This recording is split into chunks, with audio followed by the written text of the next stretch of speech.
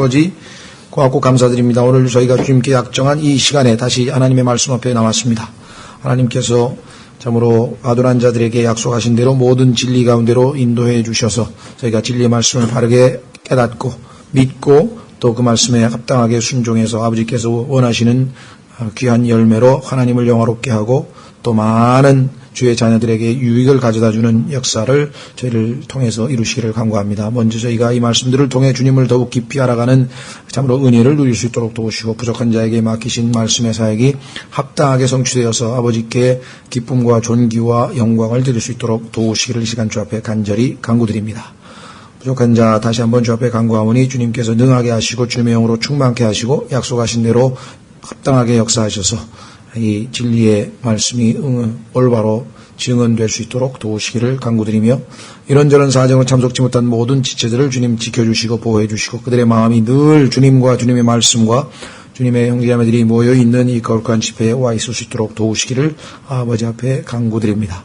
이 시간을 아버지 손에 부탁드리옵고 모든 말씀을 우리 주 예수 그리스도 이름으로 기도하옵나이다. 아멘.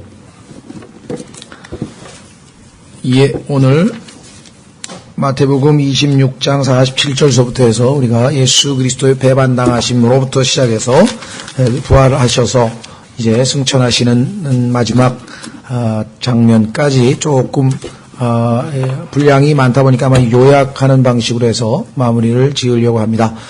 사실 예수 그리스도의 그 패션 위크라고 그러는데요. 영어로는 패션 위크. 일주일 동안 예수님께서 순환을 당하신 그 기간에 구체적으로 어떠한 사건이 어떤 순서대로 이루어졌는지에 대해서 공부하려면 상당히 성경을 비교하면서 사복음서를 다 찾아야 됩니다. 그리고 실제적으로 그 사건 순서가 모든 학자들이 다 일치하는 건 아니에요. 왜냐하면 마가복음과 누가복음은 사건 순서대로 기록되어 있고 마태복음과 요한복음은 교리적 순서대로 편집되어 있습니다. 그래서 이거를 임의적으로 정확하게 맞춰서 하다 보니까 이 사건이 아마 이 사건 다음에 있었을 것이다 이렇게 추정이 되는 부분은 많이 있는데 아마 100% 정확하게 떨어지는 것 같지는 않아요. 그래서 이것도 우리가 한번 정말 예수 그리스도의 일주일간의 행적에 대해서 한번 따로 기회가 되면 한 학기 전체를 들여서 한번 좀 자세하게 공부를 한번 해야 할 그러한 분량인 것 같습니다. 그래서 누가복음과 요한복음을 좀 참조하시고 이미 우리가 공부를 했던 그다음에 혹시 저희가 또 하나님께서 허락하셔서 마가복음을 마지막으로 사복음서 중에서 공부하게 될 기회가 되면 그때 마가복음은 16장밖에 안 됩니다. 짧죠. 그때 아마 좀 예수 그리스도의 행적에 대해서 왜냐하면 좀 더 자세하게 공부할 수 있는 기회가 한번 주어지지 않을까 이렇게 생각이 됩니다. 그래서 마태복음은 이미 일관성 있게 우리가 첫 시간부터 살펴본 대로 왕의 그렇죠? 예수 그리스도께서 유대인의 메시아여 왕으로 오셨는데 그 왕이 이제 마지막 어떤 절차를 거쳐서 승리를 완성하게 하시는지 그 왕의 승리 쪽으로 모든 것을 마무리 지으려고 합니다. 지난 시간에 우리는 겟세마네에서의 기도를 끝내고 예수 그리스도께서 이제 드디어 가롯 유다 이스카리옷에 의해서 배반당하시는 장면에 와 있습니다. 자, 마태복음 26장 47절부터입니다. 마태복음 26장 47절서부터 이제 이 배반당하심서부터 지금 우리가 살펴보려고 합니다. 아시다시피 이 순서는 예수 왕이 배반당하심서부터 시작해서 그 다음에 왕이 재판을 받으시는 장면이 나옵니다. 재판을 받는데 그 세 번에 걸쳐서 재판을 받는 장면이 나옵니다. 그 다음에 그 고난을 당하시고 죽음에 이르시는 장면이 이제 27장 마무리를 짓게 되는데 그때의 순서대로 우리가 한번 찾아보겠습니다. 어떤 방식으로 고난을 당하시는가. 그 다음에 마지막으로 28장에서 부활하시는 예수 그리스도의 모습을 따라서 한번 우리가 살펴보려고 합니다. 자, 우선 그러면 26장 47절서부터 한번 순서대로 따라가 보겠습니다. 자, 마태복음 26장 47절. 그분께서 아직 말씀하실 때 보라 12 중에 하나인 유다가 왔는데 수제사장들과 백성의 장로들이 보낸 큰 무리가 칼과 몽둥이를 가지고 그와 함께 가였더라. 이제 그분을 배반한 자가 그들에게 표적을 주며 이르되 내가 입을 맞추는 사람이 바로 그 사람이니 그를 단단히 붙잡으라 하고는, 입을 맞추는 것이 이 표적을 보여주는 방식 중에 하나였는데, 이런 방식으로 아버지를 배반했던 사람이 압살롬이었죠. 압살롬 역시 이 사람들이 자기에게 찾아올 때 입을 맞추는 방식을 썼었는데요. 자, 우리가 나중에 적그리스도에 대해서 집중적으로 또 공부를 하게 될 때 이런 종말론과 관련된 것들은 또 공부할 기회가 있을 것 같고요. 자, 49절 주께서 곧바로 예수님께 나와 선생님이여 안녕하시옵니까 하고 그분께 입을 맞추니라. 여기 보시면 선생님이여, 지난번에도 말씀드렸습니다마는 유다는 한 번도 예수님을 주님이라고 불러본 적이 없다는 사실, 항상 선생님이라고 불렀다는 사실을 말씀을 드렸었죠. 예수님께서 그에게 이르시되 친구여 내가 무슨 까닭으로 왔느냐 하시매 그들이 와서 예수님께 손을 대어 그분을 붙잡거늘. 자, 친구라고 한 사실을 보면 실제적으로 이 유다에 대한 예언이 나와 있는 구절이 두 구절이 있는데 한번 확인해 보겠습니다. 시편 41편 9절. 이 땅에서 아마 인간이 가질 수 있는 어떤 그 감정 중에 가장 견디기 어려운 감정은 아마 배신감일 것 같아요. 그렇지 않습니까? 배신당했을 때 그 배신감이야말로 가장 견디기 어려운 감정 중에 하나일 것 같은데 예수 그리스도께서는 이 배신을 당하셨었죠. 우선 41장 9절부터 먼저 보면, 41장 9절부터 보면은 참으로 내가 신뢰한 나의 친한 친구 곧 내 빵을 먹은 자가 자기 발꿈치를 들어 나를 대적하였나이다. 다윗의 시였지만 다윗이 지금 예표하고 있는 것은 바로 예수 그리스도시죠. 또 55장 13절로 가시면, 시편 55편 13절로 가시면 12절부터 보시면 이렇게 되어 있죠. 나를 모욕한 자가 원수가 아니었으니 원수였더라면 내가 참을 수 있었으리로다. 원수에게 비판당하고 원수가 미워함을 당하는 건 다 당연하잖아요. 문제는 나를 향하여 자기를 높인 자가 나를 미워한 자가 아니었으니 나를 미워한 자였더라면 내가 그를 피하여 숨었으리로다. 오직 그것은 곧 너니 나와 동등한 자요 나의 안내자요 내가 아는 자로다. 그렇죠? 우리가 서로 다정히 의논하고 무리를 지어 하나님의 집으로 걸어갔도다. 그래서 참 마지막까지 이 유다를 친구로 대하시는 예수 그리스도의 모습을 봅니다. 자신을 배반한 자에게도 여전히 사랑이 식지 아니하고 끝까지 사랑하시는 예수 그리스도의 모습을 우리가 이 친구란 표현 하나에서 확인해 볼 수가 있죠. 그런데 잠언 27장 6절로 가보십시오. 잠언 27장 6절에 가면은 친구지만 그런 사실은 원수죠. 그래서 잠언 27장 6절에 친구가 주는 상처는 신뢰할 수 있으나, 그렇습니다. 진정으로 나를 사랑하는 사람이 나에게 내 잘못을 지적하고 그것을 우리에게 그 순간에는 기분도 나쁘고 또 상처가 되고, 그러나 그 사랑이 전달되게 되면 그것이 사랑으로 말미암았다는 것을 알게 되면 신뢰할 수 있죠. 그러나 원수의 입맞춤은 속임수가 가득하니라. 원수의 입맞춤은 속임수가 가득하니라. 그렇죠? 예. 또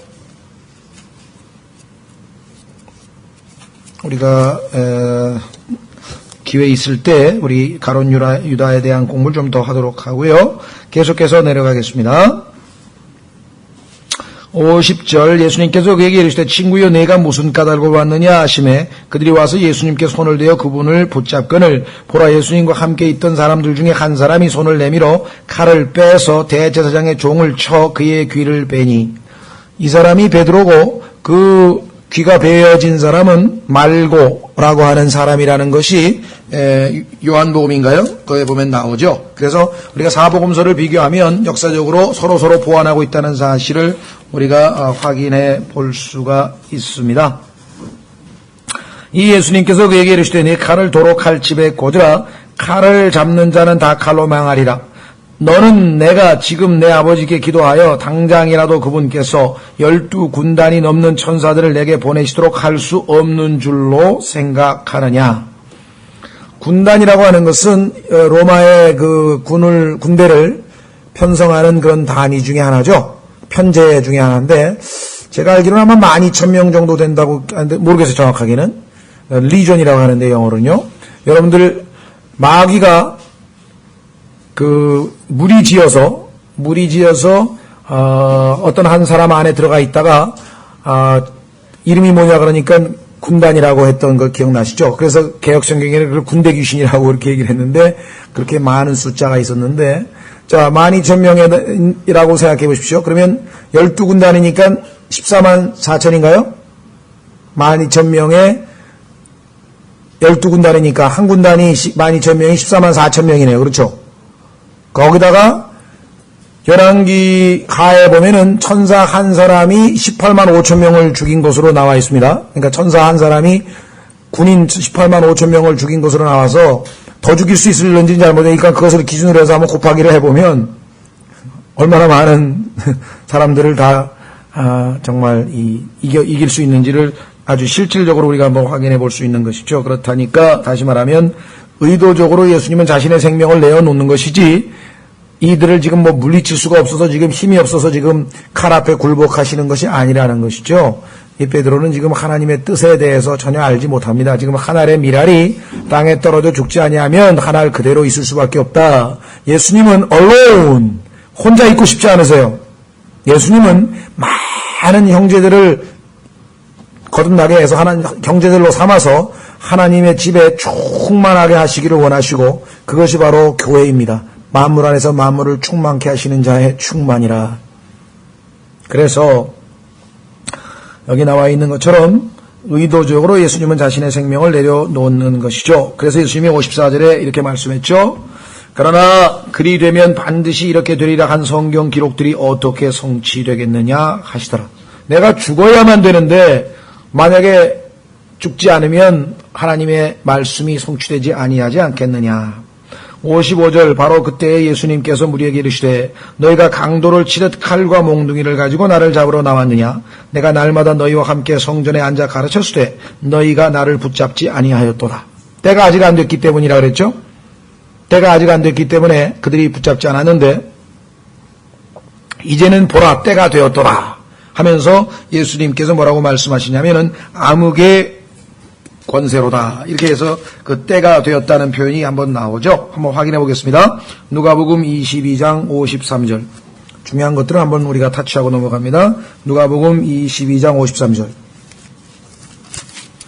누가복음 22장 53절에 보면 예수님께서 이렇게 말씀을 하셨습니다. 바로 똑같은 상황이죠. 50절 그 중에 한 사람이 대제사장의 종을 쳐 그의 오른쪽 귀를 베니 예수님께서 응답하여 이르시되 너희가 이것까지도 허락하라 하시고 그의 귀에 손을 대사 그를 낫게 하시더라. 그 뒤에 예수님께서 자기에게 온 수제사장들과 성전의 경비대장들과 장로들에게 이르시되 너희가 강도를 치듯 칼과 몽둥이를 가지고 나왔느냐.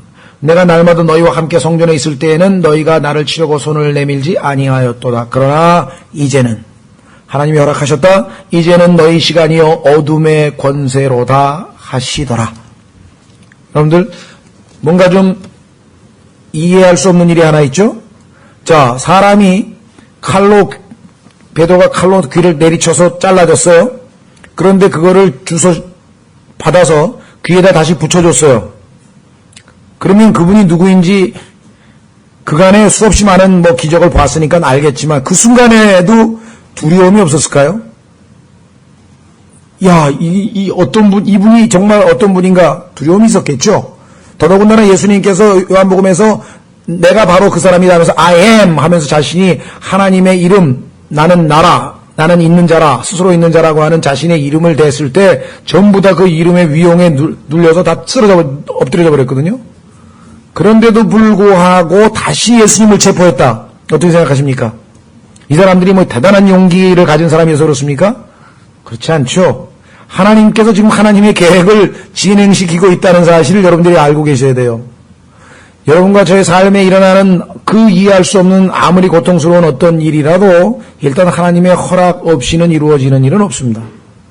그렇죠? 그래서 우리는 이들이 생각할 때, 야, 이 사람들 정말 너무하네. 아니, 지금 이런 기적을 보고도 여기서 또 예수님을 체포를 한다는 게 말이 되느냐 싶지만 하나님의 뜻이 이루어져야 되겠죠. 자, 그래서 다시 마태복음 26장 56절에 그러나 이 모든 일이 일어난 것은 대언자들의 성경 기록들을 성취하려 함이니라 하시더라. 이제 제자들이 다 그분을 버리고 도망하니라. 하나님의 말씀은 이루어져야 되겠죠. 자, 드디어 이제 산헤드린 즉 유대인의 공회 앞에서 예수님이 재판을 받으시게 됩니다. 인류 역사상 가장 불의한 재판, 오늘날도 뭐 유전무죄, 뭐 무전유죄에서 이 판결이 돈에 의해서 좌우되는 이런 것 때문에 우리나라의 사법부가 많은 신뢰를 잃고 있고 또 검찰도 말할 것도 없고 이 땅은 어차피 불의한 세상입니다. 악한 현 세상이고 불의한 현 세상인데 그것을 입증하는 사건은 온 우주에서 하나님께서 인정하시는 유일한 의로우신 분을 죄인으로 십자가에 극형에 처했다고 하는 사실이죠. 그래서 57절에 보면 예수님을 붙잡은 자들이 그들을 대제사장 가야바에게로 끌고 갔는데 거기에 서기관들과 장로들이 모여 있더라. 그러나 베드로는 일찍이 떨어져서 그분의 뒤를 따라 대제사장의 관저에까지 가서 결말을 보려고 안에 들어가 하인들과 함께 앉았더라. 이제 수제사장들과 장로들과 온 공회가 예수님을 죽이려고 그분을 대적할 거짓 증인을 구하되 아무도 찾지 못하였더라. 참 안타까운 것은요. 신명기에 보면은 하나님께서 재판할 때에는 두세 사람의 증인으로 그의 유죄를 입증하라 그랬죠. 그러니까 2명이나 3명의 증인이 있어야 된다고 하는 것을 이들은 알고 있었습니다. 그래서 그 신명기 17장 6절에 나와 있는 것처럼 그들이 재판 절차를 율법에 맞게 하려고 의도했는데 그러나 신명기 19장에 보면은 또 뭐라고 되어 있는 거 아니? 거짓 증인인지 아닌지를 확인해서 그 거짓 증인일 때에는 처벌하라고 되어 있단 말이에요. 그런데 이들은 율법을 지킨다고 그런 명분을 내세웠지만 실제적으로는 자신들이 나서서 거짓 증인들을 불러 모았다고 하는 것은 율법의 문자를 지키려고 했던 허울 뿐이지 율법 정신을 전혀 모르고 있다는 것이죠.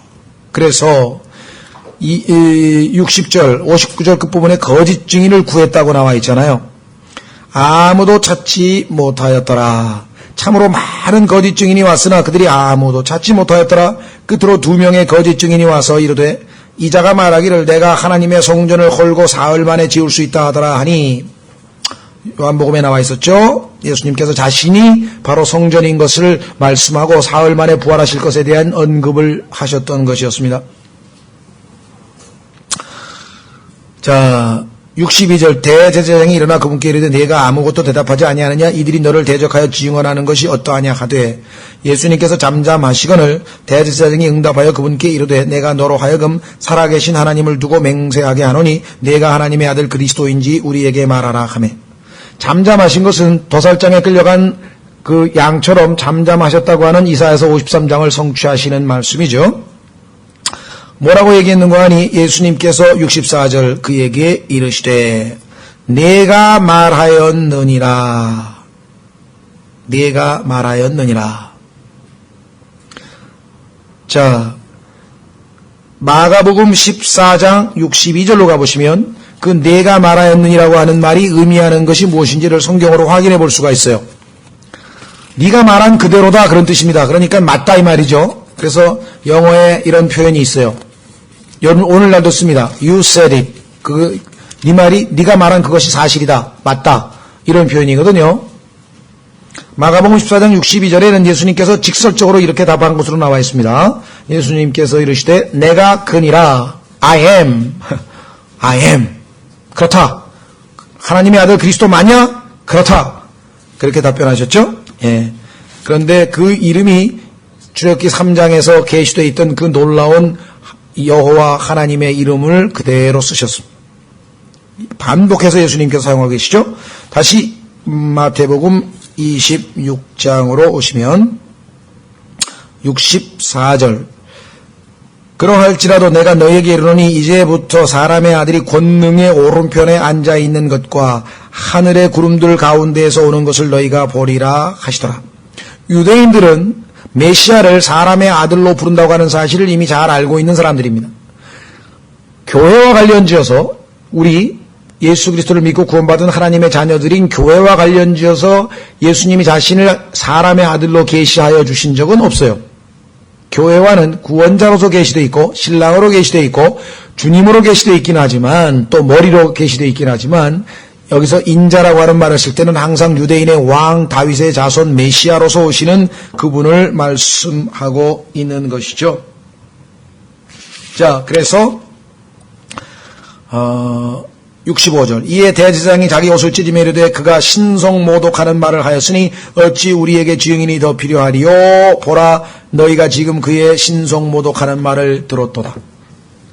이 유대인들은 인간이 하나님이라고 하는 것을 가장 큰 죄로 여겼습니다. 그런데 예수님은 하나님이시기 때문에 하나님이라 그랬는데 유대인들은 그 사실을 인정하지 않았기 때문에 예수님을 십자가에 못 박은 거예요.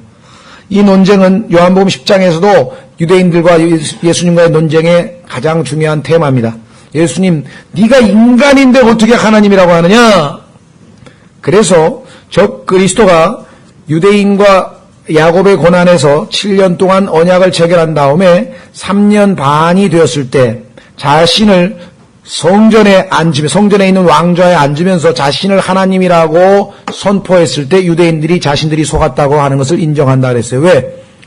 인간인데 하나님이라고 했으니까 예수님도 인간인데 하나님이라는 것을 못 믿어서 지금 예수님을 청한 이들 아닙니까? 그러니까 적그리스도와 결별하게 되고 대환란이 시작이 되며 박해받는 시점이 바로 적그리스도가 자기가 하나님이라고 할 때라고 하는 것을 우리가 성경을 통해서 다시 한번 확인해 볼 수가 있겠죠. 자, 그래서 우리는 예수님의 죄목은 하나님이다. 그러니까 유대인들이 무지했기 때문에, 영적인 무지 때문에 그렇죠.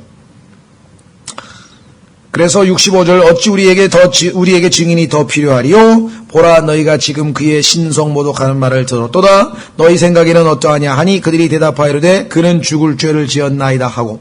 신성모독죄는 사형이다. 이에 그들이 그분의 얼굴에 침을 뱉으며 그분을 주먹으로 치고 다른 자들은 손바닥으로 치며 이르되 너 그리스도야 우리에게 대언하라 너를 친 자가 누구냐 하더라. 그러니까 지금 이 가야바라고 하는 대제사장 앞에서 예수 그리스도께서 신문을 당하고 계신 장면이 68절까지입니다. 57절서부터 68절까지. 그 다음에 이제 69절서부터 75절까지 그 유명한 베드로의 예수 그리스도를 부인하는 장면이 나오죠. 두고 우리가 생각할 때에는 참 베드로가 너무나 면목이 없었겠다, 너무나 민망했겠다 생각하지만 그러나 이 사건은 두고 베드로가 자신을 낮추고 겸손하게 성령님을 의지해서 주님을 섬길 수 있는 중요한 아주 계기가 된 것입니다. 오히려 그의 신앙생활에는 절대적으로 유익한 그러한 사건이었죠. 그렇죠? 우리도 의도적으로 한 건 아니지만 정말 하나님 앞에 너무나 면목 없이 큰 죄를 짓고 나면 오히려 영적으로는 그게 유익이 되는 경우가 허다한 것을 우리가 보게 되죠. 베드로도 그랬습니다. 69절 이제 베드로가 관저의 바깥쪽에 앉았더니 아까도 지난번에도 한번 말씀드렸습니다마는 이 제사장들이 얼마나 타락했고 얼마나 이 소위 말하면 돈에 욕심이 멀었는지 구약 성경에 보면은 give e 너희는 달라 이렇게 하는도다 하고 하나님이 조롱하시는 장면이 나와요. 그런데 여기에 보니까 palace 대제사장이 궁전에 살고 있어요. 우리는 지금 관저라고 번역을 했지만 뭔가 암시하는 바가 있죠. 네, 오늘날도 궁전에 살고 있는 종교 지도자들이 많이 있습니다. 물론 로마에 있는 베드로 궁전이 제일 큰 거고요. 자, 그래서 한 소녀가 그에게 나와 이르되 당신도 갈릴리 예수와 함께 있었도다 하거늘 베드로가 그들 모두 앞에서 부인하여 이르되 나는 내가 무슨 말을 하는지 알지 못하노라 하며. 자, 여러분들 이 베드로의 모습은 이미 예견돼 있었었죠. 어디에서 예견돼 있었습니까? 앞부분으로 가겠습니다. 마태복음 26장 41절에 예수님께서 말씀하셨죠. 자, 베드로의 모습. 자, 마태복음 26장 40절부터 보시면 제자들에게 오사 그들이 자는 것을 보시고, 지금 예수님께서 겟세마네에서 지금 죽을 지경이 되셔가지고 너무나 고통스럽고 하나님으로부터 버림받을 상황까지 와서 기도 좀 부탁을 했는데 잤어요. 그래서 베드로에게 이르시되 도대체 너희가 나와 함께 1시간도 깨어있을 수 없었느냐? 하루 종일 나가서 너희가 복음도 전하는 사람이고 하루 종일 나가서 다른 사람을 위해서 희생도 하고 그렇게 너희가 육신을 가지고 잘 섬길 줄 알거늘 영 안에서 나를 위해 1시간을 기도할 수 없느냐? 그 얘기는 책망하는 것이 아니에요. 너희의 육신으로는 하나님의 일을 할 수가 없다는 것을 가르쳐주는 거죠. 그래서 41절에 너희가 시험에 빠지지 않게 깨어 기도하라. 참으로 영은 원하되 육이 약하도다. 네가 영은 10시간 아니라 100시간도 나를 위해서 기도하고 싶겠지. 그 마음을 내가 인정한다. 그러나 네 육이 약하는구나. 그러니 기도하지 아니하면 네 약한 육을 어찌 네가 극복할 수 있겠느냐. 마찬가지 이 나약한 육신의 모습이 지금 기도하지 않은 베드로의 모습으로 그대로 드러났어. 마태복음 26장 70절 베드로가 그들 모두 앞에서 분하이르되 나는 내가 무슨 말을 하는지 알지 못하노라 하며. 왜 그렇습니까? 목숨이 사람이 두려운 거죠. 나와서 현관으로 들어가니 다른 하녀가 그를 보고 거기 있었던 자들에게 이르되 이자도 나사렛 예수와 함께 있었도다 하며. 그가 또 맹세하고 부인하되 나는 그 사람을 알지 못하노라 하더라. 맹세까지 했습니다. 세 번째, 조금 뒤에 곁에 서 있던 자들이 그에게 나와 베드로에게 이르되 너도 확실히 그들과 간패라. 내 말투가 너를 드러내느니라 하거늘. 어투를 보니까 갈릴리 사람 맞는데 뭘 그러냐. 그때 그가 저주하며 맹세하기 시작하여. 이것이 육신입니다. 육신은 예수님이 말씀하신 것처럼 육에서 난 것은 육입니다. 아무리 우리가 볼 때에는 정말 멋진 육신이라 하더라도 언젠가는 그 본색을 드러낼 수밖에 없는 것이 육신이기 때문에, 그래서 예수 그리스도께서는 우리의 육신을 죄의 몸이라 그랬고 사망의 몸이라 하면서 우리 옛사람을 그리스도와 함께 십자가에 못 박고 이제는 육신을 따라 살지 아니하고 성령을 쫓아 사는 자들을 통해서 열매를 얻으시고 섬김을 받으시겠다라고 하시는 거죠. 그래서 그때 그가 저주에 맹세하기 시작하여 이르되 나는 그 사람을 알지 못하노라 하매. 그렇죠? 즉시 수탉이 울더라. 베드로가 수탉이 울기 전에 네가 나를 3번 부인하리라 하신 예수님의 말씀, 곧 그분께서 자기에게 하신 말씀을 기억하고 밖에 나가 몹시 슬프게 우니라. 이 몹시 슬프게 운다는 말이 bitterly라고 하는데 아주 너무나 마음이 쓰다, 이거 쓰라린 마음으로. 그래서 어떤 성경에 보면 비통하게 이렇게 얘기를 했는데요. 우리는 몹시 슬프게 조금 이렇게 풀었었네요. 자, 그래서 우리는 드디어 이제 두 번째 재판으로 넘어갑니다. 두 번째 재판은 누구에게로 갔느냐? 빌라도에게로 넘겨졌네요. 27장 1절 아침이 되매 모든 수 제사장들과 백성의 장로들이 예수님을 대적하여 죽이려고 의논한 뒤에, 이미 판결은 났어요. 죽이려고 하는 의도가 있었죠. 그분을 결박하여 끌고 가서 총독 본디오 빌라도에게 그분을 넘겨주니라. 그때 그분을 배반하여 넘긴 유다가 그분께서 정죄 받으신 것을 보고 뜻을 돌이켜. 자, 여기서 뜻을 돌이켜가 회개했다는 뜻인데, 성경에 보면은 회개는 두 종류의 회개가 있습니다. 확인해 보겠습니다. 그래서 성경이 잘 봐야 돼요. 회개했다고 하는 말이 문맥에 따라서 어떤 종류의 회개인지를 잘 봐야 됩니다. 자기 자신이 하나님 앞에 합당치 아니하다고 하는 자신의 그 존재에 대한 회개이냐, 그래서 자기가 저지른 일을 회개하는 거냐, 아니면 그 일 때문에 빚어진 결과에 대해서만 후회하는 거냐, 이 차이가 있어요. 자, 확인해 보겠습니다. 고린도 후서 7장으로 가면 성경에서 두 가지 회개가 있는데 유다의 회개와 베드로의 회개는 틀립니다. 베드로 여기 지금 나중에 아주 비통하게 울죠. 그리고 회개했습니다. 그리고 하나님 앞에 갔습니다. 예수님 나중에 만났습니다. 그래서 예수님께서 그 마음을 아시고 그 회개를 인정하시고 이제 그에게 내 양을 먹이라, 내 양을 치라 하면서 임무를 맡기는 상황이 나오죠. 그렇죠? 예, 그래서 우리는 고린도후서 7장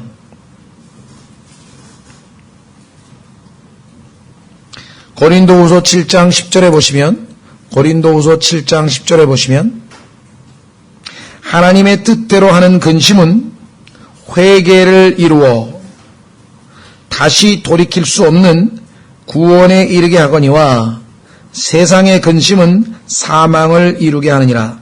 너희가 하나님께 속한 방법대로 근심한 것 바로 이것을 보라. 바울이 고린도 전서를 쓸 때 고린도 교회 사람들이 하나님 앞에 회개치 아니한 것에 대해서 회개를 촉구했는데 그들이 진심으로 근심하면서 하나님께로 돌이켰어요. 진정한 회개를 했습니다. 그래서 바로 잡혀졌죠.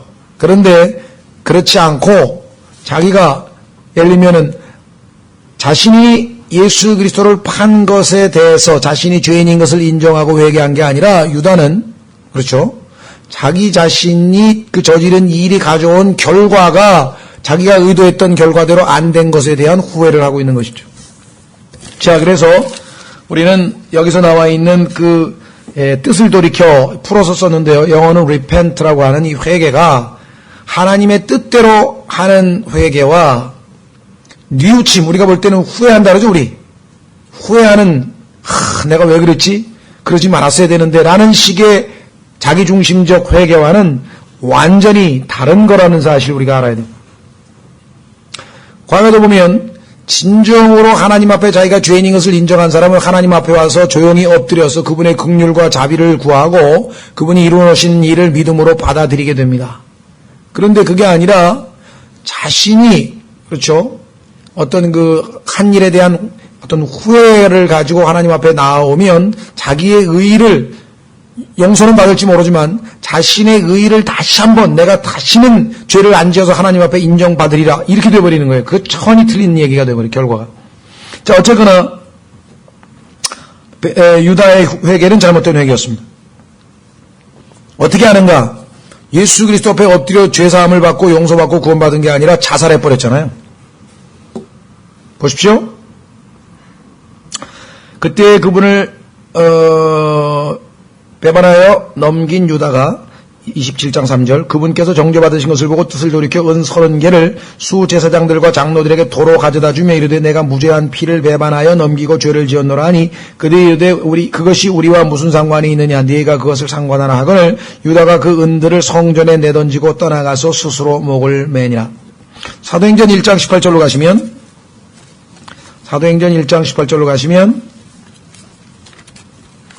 성경이 모순되는 것 같은 구절을 찾아내는 사람들의 눈에는 모순처럼 보이는 구절이 나옵니다.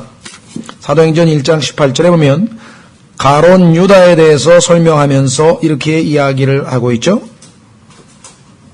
18절 이제 이 사람이 불법의 대가로 밭을 산 뒤 거꾸로 떨어져 한가운데가 터졌고 그의 창자가 다 흘러나왔으므로 아니 분명하게 여기 지금 자살했다 그랬는데 또 이건 또 무슨 일이냐 목을 맸다 그랬는데 목 맨 사람이 왜 이렇게 됐는가 이유는 마태복음 27장에 답이 나와 있죠. 확인해 보겠습니다. 마태복음 27장에 그러니까 우리가 성경을 읽으면서 팩트 파인딩이라고 하는데요. 팩트 파인딩이라고 하는 말은 어떤 사실을 찾아내는 것은 나쁜 게 아닙니다. 예를 들면 마태복음 27장 5절에는 분명히 목을 맸다 그랬는데 사도행전 1장 18절에는 왜 창자가 터져나오고 이렇게 이건 모순인 것 같은데 여기까지는 제대로 발견한 거예요. 왜? 성경을 유심히 읽었으니까 제대로 읽었으니까 그것도 발견하지 못하고 지나치는 것보다 훨씬 성경을 제대로 잘 읽은 거죠. 근데 여기에서 마귀가 이제 넣어주는 의심에 끌려가서 야 성경이 이거 앞뒤가 안 맞는 거 아니야 이거 이렇게 되면 이제 문제가 생기는 것이고 무슨 이유일까? 하나님은 거짓말 하실 리가 없는데 이게 내가 보기에는 상식적으로 모순이 되는 것 같은데 하나님 좀 확실하게 알려주십시오. 그렇지 않더라도 저는 하나님이 기록하신 말씀을 그대로 믿기를 원합니다. 이럴 때에는 하나님께서 필요한 경우에 얼마든지 우리에게 단서를 제공해 주시죠. 27장에 답이 써 있죠. 51절. 마태복음 27장 51절을 보시면 50절부터 예수님께서 다시 큰 소리로 외치시고 숨을 거두시니라. 이에 보라, 성전의 휘장이 위에서 아래까지 둘러 찢어지고 땅이 진동하며 바위들이 터지고 무덤들이 열리니, 지진이 일어나는데 그때 나무에 목이 매달려 있었던 유다가 어떻게 됐겠습니까? 꼬꾸라지면서 바위에 부딪혔는지 어쨌는지 하여간 창자가 터진 것은 사실이겠죠. 그래서 성경은 우리에게 모든 걸 다 exhaustive, 모든 걸 아주 하나도 안 남기고 다 알려주는 것은 아닙니다. 그러나 하나님은 정확한 사실과 진리만을 우리에게 제시해 주시는 거예요. 그래서 이런 문제들을 혹시라도 접하게 되면 우리가 방어를 하시면 좋을 것 같습니다. 자, 다시 돌아오셔서 마태복음 27장.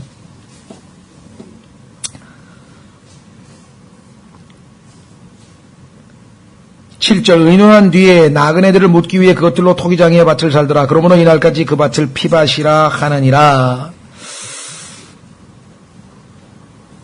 9절. 이에 대언자 예레미야를 통하여 말씀하신 것이 성취되었으니 일러스되 그들이 값을 매긴 자의 가격 곧 이스라엘 자손에 속한 자들이 값을 매긴 자의 가격인 은 30개를 취하여 주께서 내게 정하신 바와 같이 그것들을 토기장의 밭값으로 주었도다 하였느니라. 자, 성경을 보니까 실제적으로 이 내용이 어디에 나와 있습니까? 예레미야를 통하여 말씀하신 것과 예레미야를 통하여 기록하신 것, 이거 구분 잘 하셔야 됩니다. 그렇죠? 성경에서는 예레미야가 말은 했지만 성경에 기록 안 된 것이 있을 수 있어요. 특히 예레미야에서 나온 것이 아니라 이것은 스가랴서 11장에 인용되어 있는 것인데, 예레미야가 한 말들 가운데 선지자들이 모아놨다가 다른 곳에 기록된 경우도 있고 아예 기록이 안 된 경우도 있어요. 예를 들면 사도행전 14장에 보시면, 사도행전 20장에 보시면 35절에 주님께서 주는 것이 받는 것보다 더 복되도다라고 하셨다 그랬는데 사복음서를 다 뒤져봐도 그런 말은 없습니다. 그러나 예수님이 그 말씀을 하신 건 사실이죠. 그래서 그 말씀을 누가에게 생각이 나게 하셔서 사도행전 20장 35절에 성령님께서 기록하게 하신 것은 사실이지만 말씀은 하셨지만 기록은 안 됐죠. 무슨 말 이해하시겠습니까? 예, 그래서 또 예레미야에 보니까 이런 게 없는데 성경이 모순된다 이런 사람들은 여기는 지금 말씀하셨다 그랬지 기록했다고 되어 있지 않은 사실을 우리가 확인해 보시면 될 것 같습니다. 자, 밑으로 내려가서 11절. 예수님께서 총독 앞에 서시니 총독이 그분께 물어 이르되 네가 유대인들의 왕이냐 하매 예수님께서 그에게 이르시되 네가 말하는도다 하시고, 여기도 또 예수님은 아까와 같은 어법으로 그대로 말씀하셨죠. 수제사장들과 장로들에게 고소를 당하실 때에는 아무것도 대답하지 아니하시니라. 아까 이사야서 53장에서 도살장으로 끌려가는 양처럼 입을 다무셨다. 13절. 이에 빌라도가 그분께 이르되 그들이 너를 대적하려고 얼마나 많은 것을 증언하는지 내가 듣지 못하느냐 하되 그분께서 그에게 한 말씀도 대답하지 아니하시니 이에 총독이 심히 이상히 여기더라. 총독이 자기가 봐서는 죄가 없는 것 같은데 왜 변명을 안 할까 하고 그렇게 생각을 했겠죠. 자, 그래서 15절. 이제 그 명절이 되면 6월절 명절이죠. 그들에게 그 명절을 기념하기 위해서, 우리나라도 그렇죠. 이제 조금 있으면 8.15가 있으면은 8.15 특사가 있을 거 아니에요. 그렇죠. 예, 큰 명절이 있게 되면은 이제 이 죄를 사면해주는 그런 행사들이 있게 마련인데 유대인들도 그런 일이 있었습니다. 명절이 되면 백성이 원하는 대로 총독이 죄수 하나를 그들에게 놓아주곤 하였는데 그때 그들에게 바라바라 하는 유명한 죄수가 있더라. 성경에서 바라고 하는 단어는요, 영어로는 BAR인데요. 바라고 하는 것은 아버지란 뜻입니다. 죄송합니다. 자식. 그래서 예수 그리스도께서 베드로를 부를 때도 바요나 그랬죠. 바요나. 요나의 아들 시모나, 바요나 시모나. 그 다음에 사도행전에 보면은 이 요술사, 마술사의 이름 중에 하나가 바예수가 있어요. 예수의 아들이라는 바예수. 그래서 이 바라바스 하면은요, 우리는 바라바지만 영어로는 S가 붙어서 복수로 되어 있습니다. 그러니까 아바 파더, 아바라고 하는 히브리 말은 아버지 아닙니까? 그러니까 아버지들의 아들이야, 이 사람은. 그러니까 아버지들이 성경에 보면은 종교 지도자들 또는 신들이죠. 그러니까 참 하나님 아버지가 아닌 잡신들의 아들, 이렇게 되는 거예요. 그러니까 정말 이름이 상징하는 바가 예수 그리스도는 아바, Father. 그렇게 기도하셨죠? 아바. 그런데 여기는 지금 아바스의 바, 즉 바라바. 자, 17절. 그러므로 그들이 함께 모였을 때 빌라도가 그들에게 이르되 너희는 내가 누구를 너희에게 놓아주기를 원하느냐? 바라바냐 그리스도라 하는 예수냐 하니. 바라바는 아시다시피 엄청난 당대 최고의 우리로 치면 유영철에 가까운 아주 이 최고의 악독한 자였기 때문에 당연히 예수님을 풀어주라고 그렇게 나올 줄 알았는데 이렇게 의도적으로 또 질문까지 했었죠. 이유가 있어요. 18절. 이는 그들이 시기로 인해 그분을 넘겨준 줄을 그가 알았기 때문이다. 그래서 죄가 없다는 사실을 이 총독 빌라도는 진작부터 알고 있었기 때문에 어떻게든지 풀어줄 명분을 지금 찾고 있습니다. 19절. 총독이 재판석에 앉았을 때 그의 아내가 그에게 사람을 보내어 이르되, 이 총독의 아내 이름을 제가 지금 잊어버렸는데 역사에 보면 이 총독의 아내 이름이 나옵니다. 근데 이게 왜 그렇게 중요하냐면 이 빌라도 시대에 허락한 것 이외에는 총독의 아내가 총독이 재판하는데 참석할 수 있도록 허락된 예가 없었어요. 딱 예외적으로 이 시대에 한 번뿐이었어요. 그래서 성경이 역사적으로 정확하다는 것을 입증할 수 있는 역으로 좋은 구절 중에 하나가 바로 이 구절입니다. 성경은 정말 일치의 오차도 없는 정확무한 하나님의 말씀이라는 것이 역사가들에 의해서도 입증됩니다. 역사가들 스스로가 이때를 제외하고는 총독의 아내가 재판에 참여할 수 있었던 것이 허락된 적이 한 번도 없었다. 로마 시대에. 그렇게 되어 있습니다. 당신은 그 의로운 사람과 아무 상관도 하지 마소서. 이날 꿈에 내가 그 사람으로 인해 많은 일로 시달렸나이다 하더라. 놀라운 사실은 하나님께서 이 마지막 꿈을 계기로, 이 마지막 꿈을 끝으로 더 이상 신약 시대에 꿈으로 인해서 누구에게 말씀을 계시하신다든가 이런 기록이 전혀 나와 있지 않습니다. 기록된 말씀이 주어져 있기 때문에 그러겠죠. 그래서 더 이상 꿈을 통해서 한다는 그런 기록은 없습니다. 그것도 우리에게 참 성경에 나오는 마지막 꿈이다. 그 다음에 이건 추측입니다만은 이 아내가 꾼 꿈이 무엇이었을까? 저는 그 추측이 상당히 재미있다고 생각해서 여러분들에게 그냥 알려드리는데, 이 아내가 꾼 꿈은 보세요. 19절. 총독이 재판석에 앉았을 때, 그러니까 지금 재판이 벌어지는 장면을 꿈을 꾼 것 같아요. 그런데 보니까 거꾸로 앉아 있어. 예수님께서 왕자의 재판석에 앉아 계시고 빌라도가 그 밑에서 백보자 심판석 앞에서 지금 재판받고 있는 장면을 본 거 아니냐? 거꾸로. 근데 그것은 거꾸로 언젠가 그렇게 되겠죠. 그렇죠?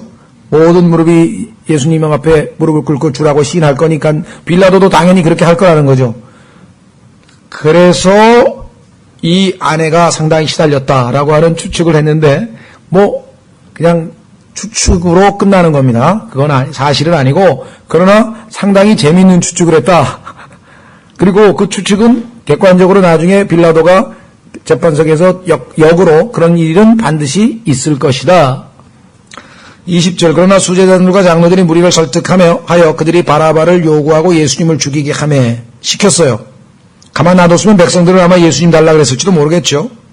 참으로 사람들을 진리에서 멀어지게 하는 이 종교 지도자들. 그러니까 이 종교 지도자들이야말로 정말 사람들을 소경으로 만들어서 소경이 소경을 인도하는 것이고 많은 사람들을 지옥의 자식으로 만든다고 예수님께서 마태복음 23장 전체를 할애하면서 집중적으로 화했을진저 바리새인들아 서기관들아 종교 지도자들아 하면서 7번에 걸쳐서 저주를 화있을진저 저주를 받으라 이런 뜻이거든요.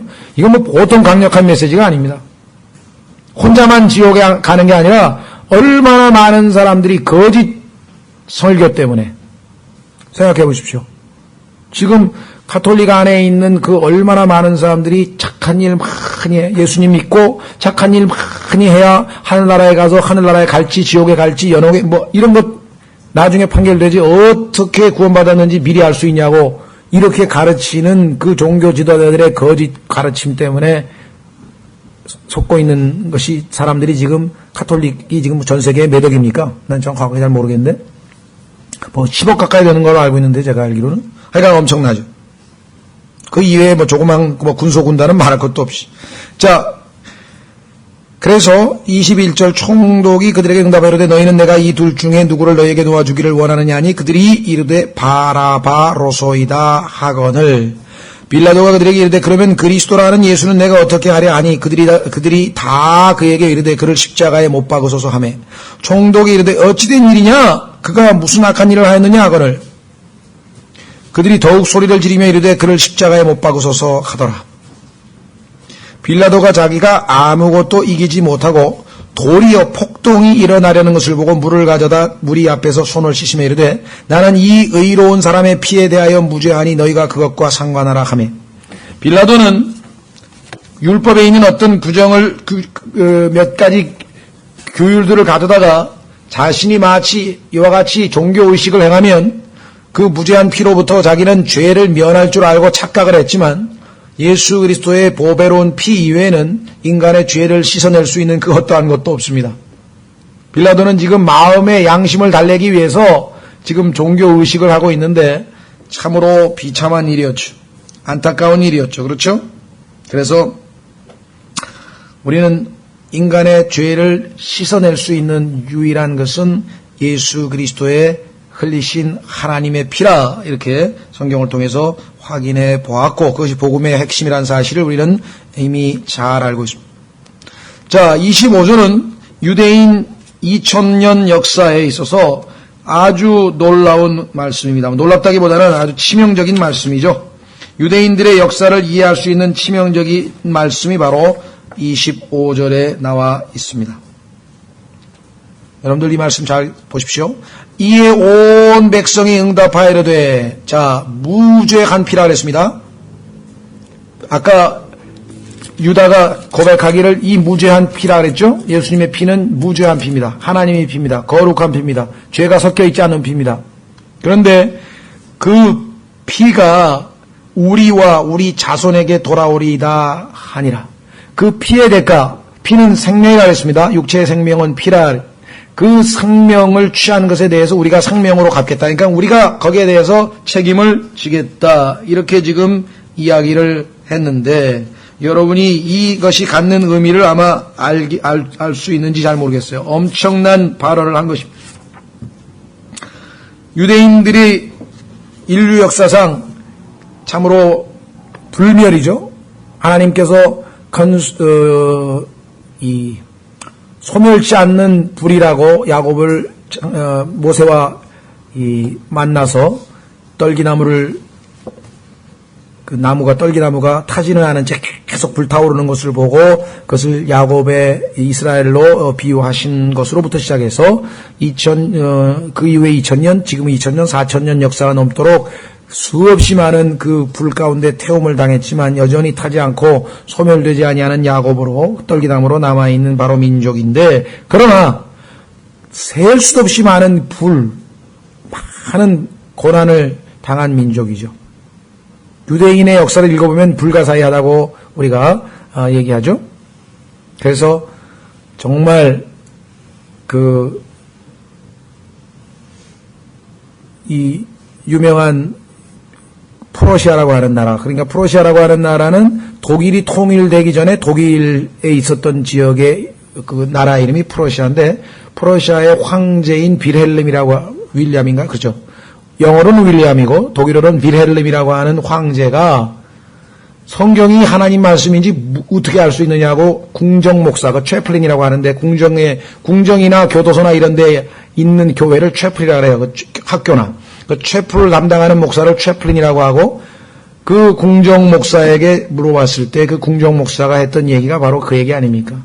폐하 유대인입니다. 유대인을 한번 보십시오. 성경은 하나님의 말씀일 수밖에 없습니다. 성경에 예언되어 있는 그대로 유대인들의 역사가 이루어지지 아니하였느냐. 여기 바로 그것이죠. 그들의 피가 우리 자손에게 돌아오리이다. 예수 그리스도를 십자가에 못 박아서 죄 없는 의로운 분을 십자가에 죽인 그 죄값으로 그것을 자기들이 책임지겠다고 스스로 선언한 그 죄값으로 2000년 동안 유대인들은 엄청난 박해를 당했고 우리가 근자에 20세기에 들어와서 히틀러의 대박해가 있었는데 아직도 충분치가 못한 듯 적그리스도가 등장해서 이제 대환란 3년 반 동안에 겪게 될 그 엄청난 고난은 인류 역사상 전무후무하다고 예수 그리스도께서 말씀하셨고 그 택한 자들 유대인들의 남은 자들 14만 4천 명을 포함한 남은 자들을 위해서 그 기간을 단축하지 아니하면 살아남을 자가 없다고 그렇게 예수님께서 마태복음 24장에서 말씀하셨던 바로 그것이었죠. 그래서 아주 엄청난 선언을 하신 것을 우리는 잘 알고 있습니다. 자, 그래서 우리는 빌라도의 앞에서의 예수님께서 재판받는 장면까지 살펴봤고 이제 27절서부터 예수 그리스도께서 이제 고난을 당하시고 죽으시는 장면입니다.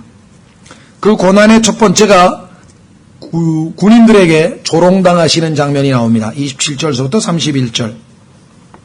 두 번째는 31절서부터 38절까지 십자가에 못 박히시는 장면이 나옵니다. 그 다음에 39절에서 44절 그 못 박히신 예수님을 유대인들이 조롱하고 놀리는 장면이 나오죠. 그 다음에 45절서부터 56절까지 이 구절은 아버지 하나님으로부터 버림받아서 하나님의 진노를 당하고 계신 예수 그리스도의 모습. 그 다음에 나머지 57절서부터 66절까지는 이제 그가 묻힌 그 들어가 있는 무덤을 군인들이 지키고 그래서 결국은 28장에 부활을 통해서 승리하시는 장면이 나옵니다. 우리는 이제 27절서부터 31절까지 우선 첫 번째 군인들에 의해서 조롱당하는 것까지만 하고 쉬었다가 나머지 27장과 28장을 마무리하겠습니다. 자, 이에 27절 총독의 군사들이 예수님을 데리고 공동집회장 안으로 들어가 군사들의 온 부대를 그분께로 모으고 그분의 옷을 벗기고 주홍색 긴 옷을 그분께 입히더라. 그들이 가시나무로 관을 엮어 그분의 머리에 씌우고, 여러분들 예수님께서 가시나무를 쓰신 이유는 왜 그렇습니까? 성경에 보면은 가시나무는 저주를 상징하고 있죠. 창세기 3장에서 하나님께서 땅을 저주하실 때 가시와 엉겅퀴를 나라고 한 거 기억나십니까? 가시나무. 그렇죠?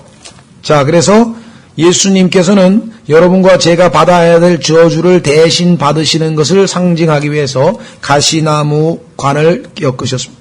이 내용이 갈라디아서 3장 13절에 설명되어 있습니다. 예, 요 한 구절 찾고 쉬겠습니다. 가시나무 한번 확인해 보겠습니다. 갈라디아서 3장 13절.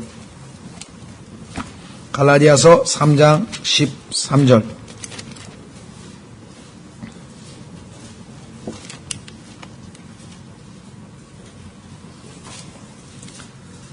찾으셨습니까? 갈라디아서 3장 13절. 그리스도께서 우리를 위해 저주가 되사, 여기 분명히 나와 있죠? 그리스도께서 우리를 위하여 저주가 되사 율법의 저주에서 우리를 구속하셨으니 기록된 바 나무에 달리는 모든 자는 저주받았느니라 하였느니라. 그렇죠? 예수 그리스도께서 저주를 우리를 대신해서 받으셨는데 그것을 상징적으로 보여주고 있는 것이 바로 가시나무 관입니다. 그래서 마태복음 27장 29절에 그들이 가시나무로 관을 엮어 그런데요, 여기 한 가지 조금 보완 설명을 하면, 이 관은 두 가지 종류가 있어요. 왕이 쓰는 관, 왕이 자신의 권위를 상징하기 위해서 쓰는 관이 있고, 우리가 올림픽이라든가 이런 데에서 마라톤 같은 데서 승리하잖아요. 그럼 승리자에게 주어지는 관이 있는데, 놀랍게도 여기에 사용되는 이 관이라고 하는 헬라어는 스테파노스라고 해서 승리자의 관이라고 하는 단어를 썼어요. 왕이 쓰는 관이라는 헬라어를 안 쓰고, 예수 그리스도께서 여기서 지금 사실은 패배자가 아니라 승리자로 서 계신 것을 우리가 알 수 있죠. 예, 그래서 어떤 의미에서 승리자이신지 조금 이따 우리 쉬었다가 29절에 서부터 예수님이 십자가에 못 박히시는 내용을 포함해서 한번 찾아보도록 하겠습니다. 우리가 잠깐 쉬었다가 둘째 시간